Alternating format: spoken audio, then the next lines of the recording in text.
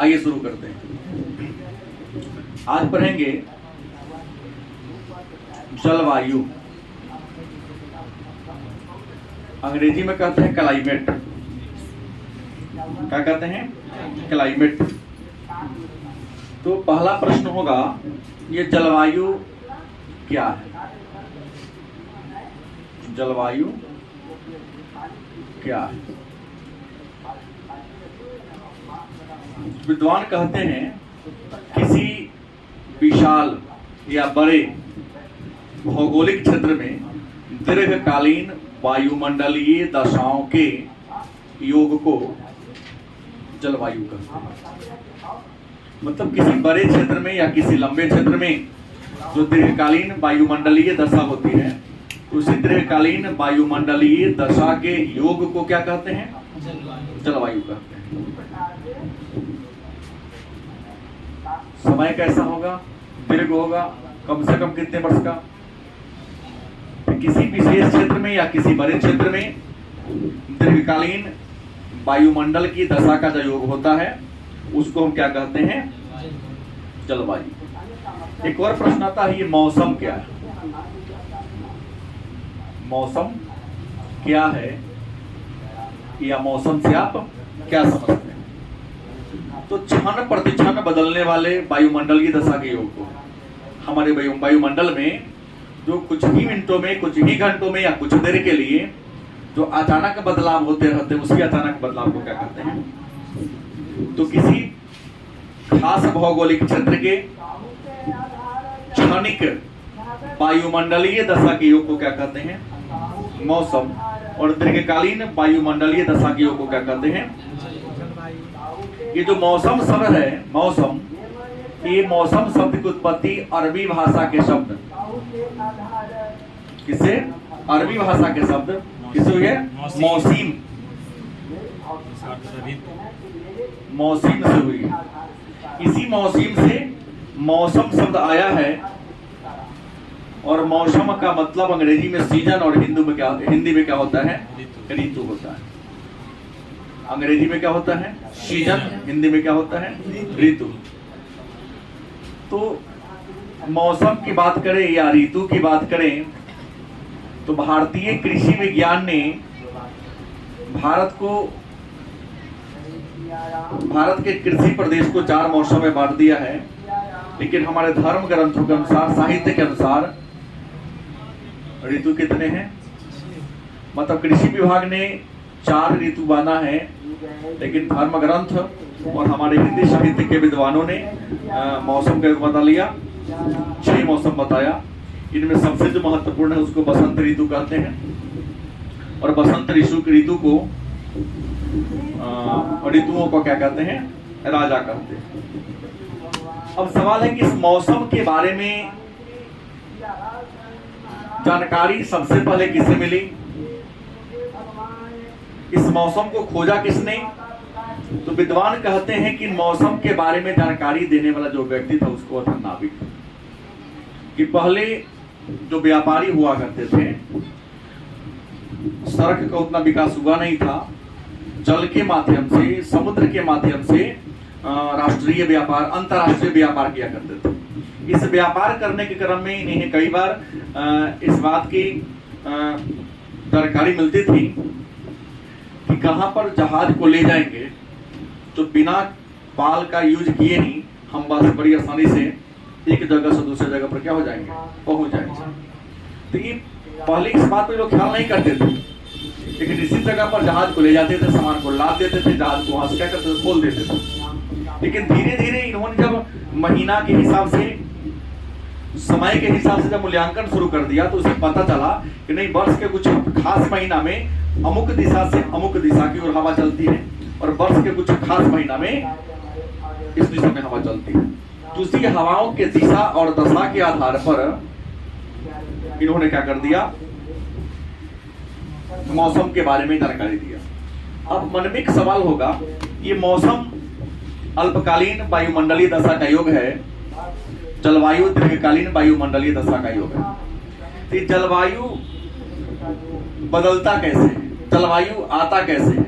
Monsoon आता कैसे है? तो मानसून के आने और जाने का सीधा सा कारण मैं जानता हूं, सूर्य के उत्तरायण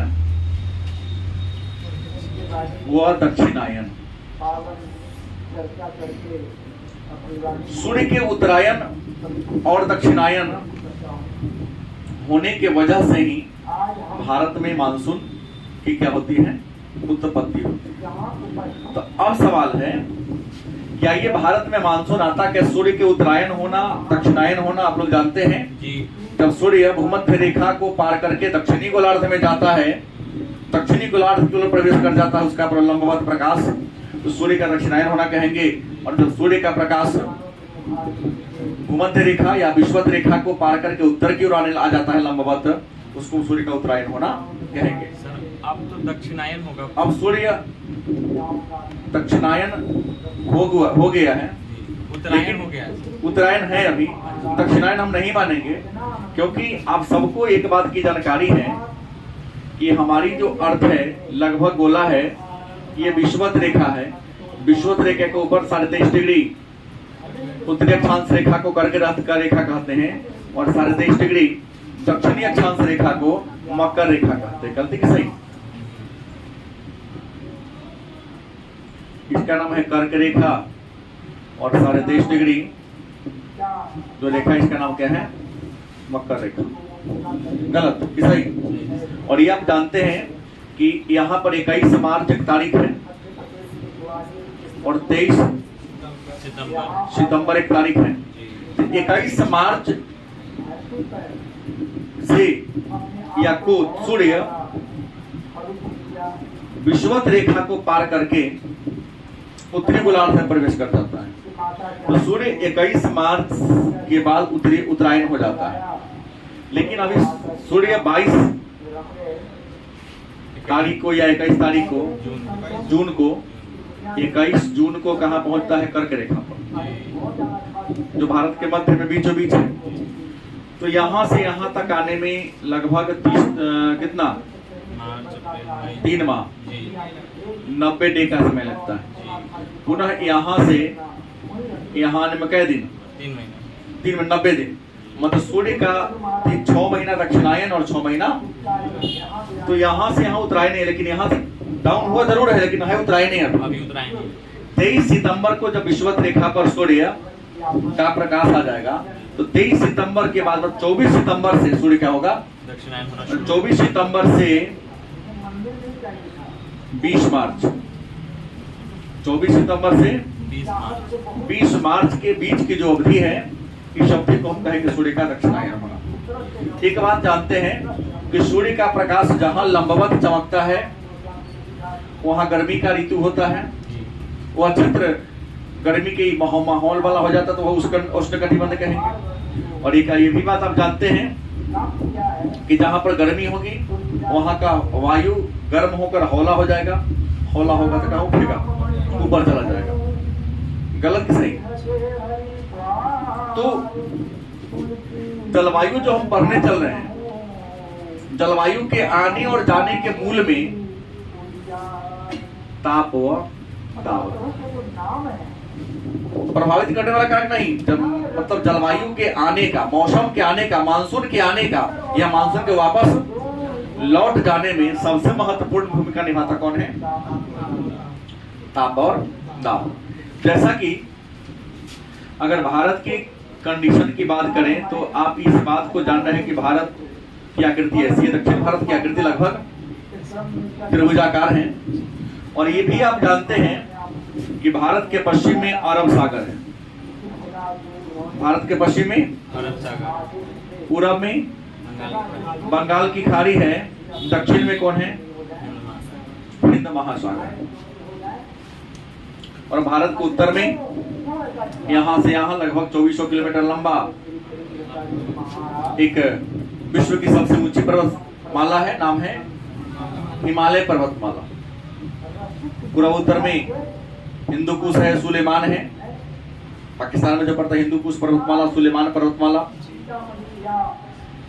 हमको मतलब यहाँ से हिमालय से है, गलत से सुलेमान और गिरथर भी है। हिंदू कुश भी एक है। हिंदू अफगानिस्तान में। हाँ, तो प्रश्न है कि 22 दिसंबर की अगर हम 22 जून की बात कर ले तो सूर्य कर्क रेखा पर यहाँ होता है, जो भारत के बीचों बीच गुजर रही है।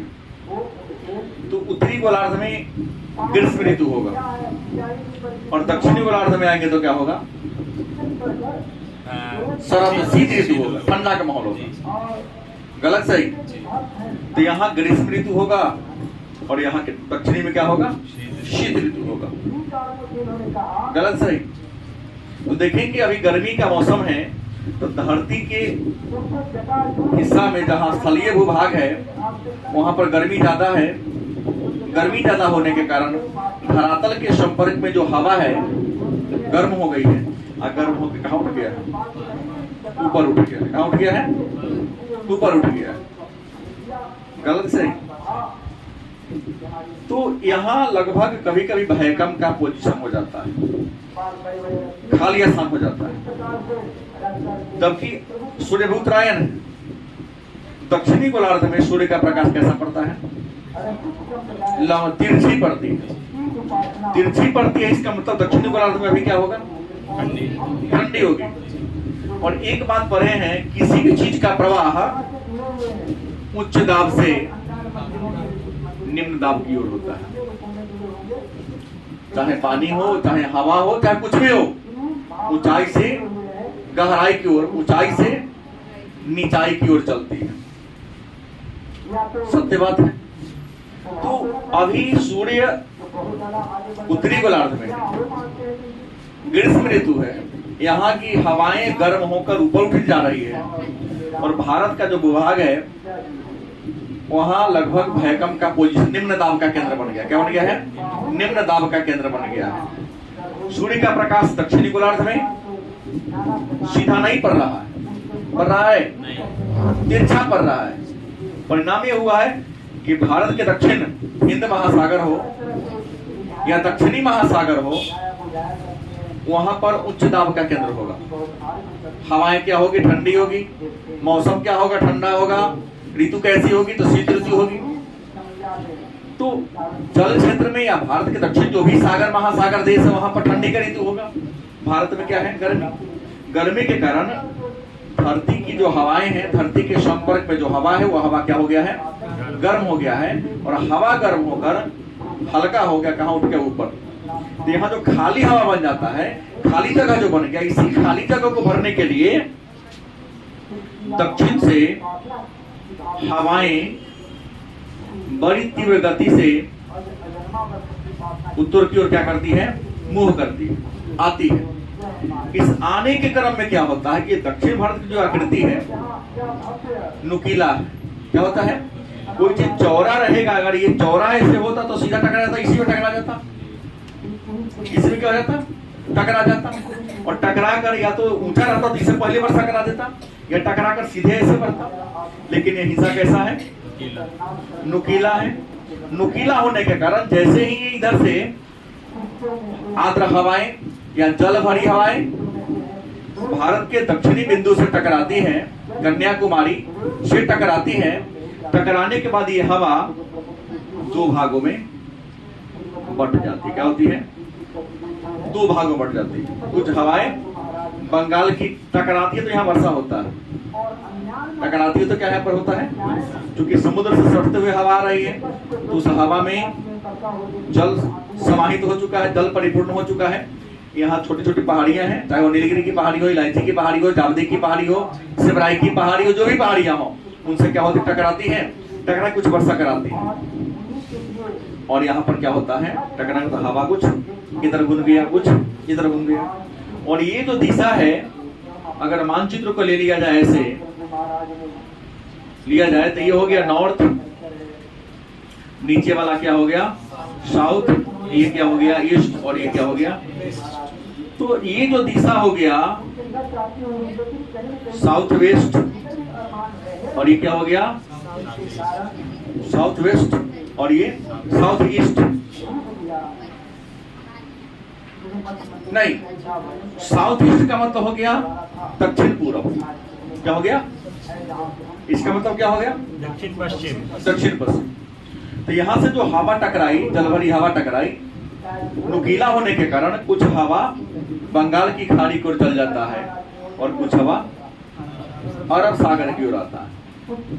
चूंकि यह हवा यहाँ पानी बरसा दिया तो थोड़ा शुष्क हो गया है। क्या हो गया है?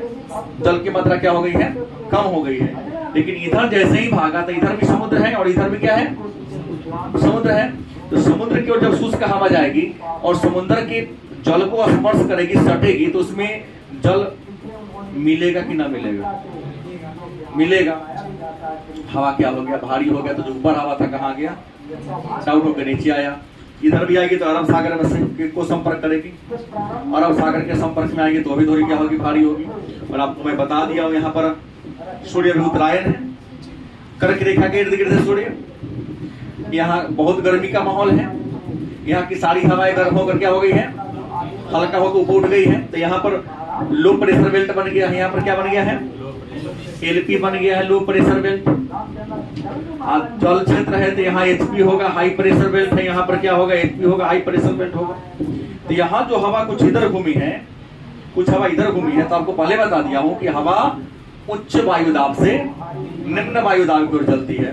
तो हवा इधर घूमा, लेकिन जैसे जैसे आगे भागेगा उसमें जल बढ़ेगा तो भारी होगा ना। तो देखिएगा नीच के नहीं जाएगा, मुने जाएंगे। पानी को गिराएगा तो नीचा की ओर जाएगा। तो इसको निचाई कहाँ दिखाई दिया? धरती के, भारत की ओर। तो हवा इधर गई, घूम के इधर घूम गई और इधर इंडिया में आना क्या कर दिया? घुसना प्रवेश कर दिया। ये आया और इधर आना क्या कर दिया? प्रवेश कर दिया। तो जो हवा बंगाल की खाड़ी की ओर से इंडिया में प्रवेश करती है उसको हम बंगाल की खाड़ी वाला मानसून कहेंगे। क्या कहेंगे? जो कि बंगाल की खाड़ी वाला मानसून भारत के दक्षिण और पूरब से प्रवेश करती है, जिसको हम दक्षिण पूरब मानसून कहेंगे। क्योंकि दक्षिण मानसून माने हवा एक प्रकार का वर्षा, इसको हम दक्षिण पूरब मानसून कहेंगे। और जो हवा अरब सागर की ओर से प्रवेश करेगी इसको हम अरब सागरीय मानसून के नाम से जानते हैं। गलत सही? क्योंकि अरब सागर भारत के दक्षिण और पश्चिम में है, इसको हम दक्षिण पश्चिम मानसून के नाम से जानते हैं। ये हवा आती है और यहाँ जानते हैं सह्याद्री पर्वतमाला है। पश्चिमी घाट को हम सह्याद्री के नाम से भी जानते हैं। और हिमाद्री तो हिमालय की सबसे ऊंची चोटी है ना, जिसको महान हिमालय भी कहते हैं। तो सह्याद्री है और यह बदला है कि यहाँ बाहर है। हवा गई, टकराई थी किनारे पर, जबरदस्त बारिश होती है। लेकिन जैसे ही वर्षा के यहाँ पर टकराएगी, वर्षा यहाँ कराएगी, लेकिन जैसे जैसे हवा ऊपर उठेगी तो हवा में जल की मात्रा क्या होगी? घटेगी, ऊपर उठेगी और आगे की बढ़ेगी। जैसे यहाँ पर वर्षा ज्यादा होगा और जैसे जैसे आगे बढ़ेगी उस हवा में जल की मात्रा घटेगी। तो जैसे ऊपर की ओर आएगी तो हवा जो वर्षा की मात्रा भी क्या मिलेगी? कम मिलेगी। कभी कभी वर्षा में नमी की मात्रा कम होती है, तो बाहर के इधर वर्षा हो गया ज्यादा और इधर वर्षा हुआ नहीं, जिसको कहते हैं वृष्टि छाया का क्षेत्र। क्या कहते हैं? वृष्टि छाया का क्षेत्र। ये हवा आगे बढ़ी, जहां जहां जंगल मिला, पहाड़ का टकराया, वर्षा करा दिया, लेकिन सीधे कुछ हवा इन्हें घूमते, कुछ हवा इसे घूम जाती है तो राजस्थान की ओर जाती है। लेकिन राजस्थान में जाती है तो यहाँ ना पेड़ है ना पहाड़ है नहीं है। इस बादल को अपनी ओर टकराता ही नहीं है, अपनी ओर आकर्षित करने की सामर्थ्य नहीं रखता है। तो परिणाम का सीधा आगे बढ़ गया, पाकिस्तान में वर्षा करा दिया, राजस्थान गुजरात में वर्षा हुआ ही नहीं। या महाराष्ट्र में कुछ इलाका, महाराष्ट्र के मराठवाड़ा क्षेत्र में वर्षा हुआ ही नहीं, इसको सूखा भूमि क्षेत्र घोषित कर दिया, इसलिए यहाँ पर एक हिसार बन गया। और यहाँ पर आया वर्षा कराते हुए, जैसे जैसे आगे की ओर बढ़ी तो हवा वर्षा की मात्रा क्या हो गई? कम हो गई। क्या हो गई? कम हो गई। कुछ हवाएं बड़ी तेजी से आगे की ओर बढ़ती हिमालय से टकरा जाती है। टकराई थी हिमालय तो ऊंचा है, आपको जाने देगा नहीं, टकराएगा तब पुनः हवा क्या होगी? लौट गई। यहाँ से गई, लौट गई, लौटने के आने के पुनः वर्षा होती है। लौट के फिर इधर भागी, इधर से 8 राज्य है, उसमें मेघालय राज्य जहाँ गारो खासी जयंतिया पहाड़ी है नहीं, उसमें वह मानसूनी हवा क्या फंस गई और इतना ऊंचा पहाड़ी है, उसको बाहर निकलने तब तक उसको बाहर नहीं निकल लेते जब तक उस हवा में वर्षा का पानी पूरा गिरा न देते। इसलिए मेघालय के मानसून में क्या होता है? ज्यादा वर्षा होता है, सबसे अधिक, इसलिए यहाँ पर वर्षा हो जाता है। पुनः मानसून तो हमारा इधर की ओर प्रवेश कर गया, लेकिन सूर्य अब इधर की ओर आ रहा है। हवा तो घूम गया इधर, लेकिन सूर्य दक्षिण लौट रहा है और दक्षिणी लौटने के क्रम में दिसंबर जनवरी में, दिसंबर महीना में पूर्णतः 22 दिसंबर को सूर्य कहाँ होता है? मकर रेखा पर। तो हमारे उत्तरी गोलार्ध में मतलब भारत के हिस्सा में जबरदस्त ठंडी पड़ती है। वही दक्षिणी गोलार्ध में आएंगे, ऑस्ट्रेलिया श्रीलंका के साइड में आएंगे तो यहाँ पर गर्मी पड़ेगी। तो जो हवा इधर चला गया है तो पूरा पानी उसका क्या हो गया है? गिर चुका है। तो पानी जब गिर गया तो हवा क्या होगा? शुष्क हो गया। क्या हो गया? शुष्क, क्योंकि उसमें जल की मात्रा नहीं है। तो हवा ऊपर से क्या होगी? नीचे लौटने लगी। काहे लौटने लगी? क्योंकि हवा शुष्क है। क्या हो गया है? शुष्क हो गया है। लौटने लगी तो लौटने के क्रम में हिमालय से टकरा गई। क्या हो गई? हवा इधर चल गई, लौटने में हिमालय से टकराएगी। आपने कहा सुलेमान है, गिरथर है, टकराएगी। और यहीं पर केटू भी है, कंचनजंगा, काराकोरम, जो भारत की सबसे ऊंची चोटी है। अलग बात है वो पीओके में पड़ता है, लेकिन भारत की सबसे ऊंची चोटी है। वहां भी ऊंचाई पर क्या है? उस पर बर्फ है। तो हवा फट जाएगी तो हवा क्या होगा? ठंडा हो जाएगा, ठंडापन हो जाएगा। तो देखिएगा ठंडी के दिसंबर महीना होगा, जनवरी महीना होगा तो आपको पश्चिम की तरफ घर का मुहार होगा, उत्तर की तरफ मुंह होगा तो खूब घर में ठंडा लगेगा, क्योंकि हवाएं उत्तर पश्चिम से ही आती है। तो हमारे हिमालय में फट गई, हवा क्या होगा? ठंडा हो गया। क्या हो गया? और ठंडा होकर इधर भागा तो कुछ पूर्वोत्तर राज्य वर्षा कराया। आगे आते हैं तमिलनाडु के किनारा है जहाँ जबरदस्त बारिश हो जाती है। और अपने यहाँ भी जनवरी में वर्षा होती है, थोड़ा मोड़ा लौटती मानसून से वर्षा हो जाती है। हाँ, चूंकि उसमें जल कम है तो वर्षा क्या होगी? कम होती। अगर वो भी समुद्र से आती तो ज्यादा होती। और यही हवा टकरा लौटने के क्रम में क्या होती है? दक्षिण आती है। हवा के ही सूर्य के उत्तर या दक्षिण होने के कारण ही हवा, सूर्य उत्तर है तो हवा दक्षिण से कहाँ जाएगी? उत्तर जाएगी। रास्ता में समुद्र पड़ेगा, समुद्र से पानी स्वीकार कर लिया, जहां गया टकराया, पानी को गिरा दिया तो हो गया वर्षा। फिर सूर्य दक्षिण हो गया तो हवा तो उतर गया है। सूरज अगर दक्षिण आएगा तो यहाँ गर्मी पड़ेगा तो दक्षिणी गोलार्ध में क्या पड़ेगा? लो प्रेशर बेल्ट बनेगा। उत्तरी गोलार्ध में क्या पड़ेगा? हाई प्रेशर बेल्ट, क्योंकि सूर्य का प्रकाश सीधा आ नहीं रहा है तो यहाँ की हवाएं क्या होगी? ठंडी हो गई है। क्या हो गई है? ठंडी होगी तो क्या होगी? भारी होगी। तो यहाँ पर उच्च दाब का केंद्र बनेगा और दक्षिणी गोलार्ध में क्या बनेगा? तो निम्न दाब का केंद्र बनेगा। तो हवा इधर से क्या होती है? दक्षिण को लौटती है। उसी को मानसून का क्या कहते हैं? लौटना करते हैं। और लौटने मानसून से यहाँ पर वर्षा होती है। तो ये मानसून है। लेकिन प्रश्न, मानसून के प्रभावित करने वाले या भारतीय जलवायु को प्रभावित करने वाला कारक कौन है? तो उसको अंग्रेजी में लैंड फॉर्म, 9 में पढ़ाए होंगे तो पता होगा। भारतीय मानसून को प्रभावित करने वाला जो कारक है, शॉर्ट को नाम दिया लैंड फॉर्म। मतलब लैंड मतलब लैटिट्यूड, अक्षांश रेखा। क्या है? देखिएगा जो निम्न अक्षांश पर होगा वहां वर्षा ज्यादा होगी, और जैसे जैसे मैं बोला हूँ उच्च अक्षांश की ओर जाएंगे वर्षा की मात्रा क्या होगी? कम होगी। दूसरा ऊंचाई ज्यादा होगा तो वहां वर्षा की मात्रा क्या होगी? कम। ऊंचाई कम होगा तो वर्षा क्या होगी? ज्यादा होगी। तीसरा है वायु दाब। क्या है? वायु में दाब ज्यादा है तो वर्षा ज्यादा होगी, वायु में दबाव नहीं है तो वर्षा क्या होगी? नहीं हो पाएगी। उसके बाद समुद्र से दूरी। क्या होगा? समुद्र से दूरी। जो देश समुद्र के निकट है, जो राज्य शहर समुद्र के निकट है, वहां देखिएगा वर्षा ज्यादा होगा। लेकिन जो समुद्र से क्या है? दूर है, वहां वर्षा क्या होगी? क्योंकि समुद्र से हवा वर्षा तो स्वीकार कर लिया और आगे बढ़ने के क्रम में जहां जहां पहाड़ मिला पेड़ टकराया, वर्षा गिरा दिया। जैसे वर्षा गिरा देगा तो पानी की मात्रा क्या हो जाएगी? तो जैसे जैसे ऊपर की ओर जाएंगे यहाँ पर क्या होगी? वर्षा की मात्रा कम होगी। तो वर्षा के कम होने के पीछे और होने के पीछे ये रीजन है। दूसरा कोई रीजन, इसी को कहते हैं भारत में जलवायु।